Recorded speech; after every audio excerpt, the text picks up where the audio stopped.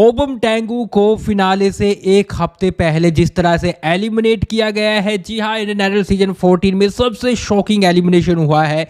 जो बंदा सीधा सीधा इंडियन आइडल सीजन 14 जीतता हुआ नजर आ रहा था, वो कैसे एक हफ्ते पहले टॉप 6 में भी नहीं जा पाया। जी हाँ, एक बड़ी चीज हुई है इंडियन आइडल सीजन 14 में, जिसे देखकर फैंस है वो काफ़ी ज़्यादा गुस्से में है। ओबम के फैंस है वो काफ़ी ज़्यादा गुस्से में है, क्योंकि टोटली डिजर्व करता था विनर बनना, टॉप 3 में जाना, टॉप 5 में जाना, लेकिन यहाँ तो टॉप 6 में ही नहीं लेके गए।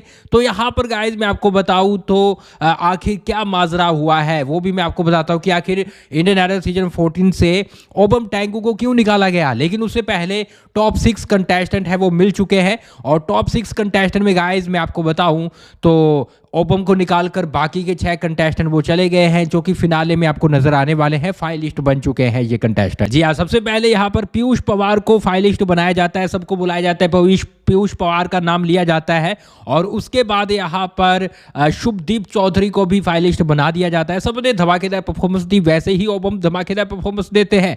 उसके बाद थर्ड जो फाइनलिस्ट बनती है वो अनन्या पाल बनती है, और फोर्थ है वो मैं आपको बताऊं तो अंजना बन जाती है, फिफ्थ है वो वैभव गुप्ता बन जाते हैं, लेकिन सिक्स्थ फाइनलिस्ट है वो आद्या और ओबम में से चूज किया जाना था, और यहाँ पर आद्या मिश्रा को सिलेक्ट कर लिया जाता है और ओबम को एक हफ्ते पहले यहां पर एलिमिनेट कर दिया जाता है।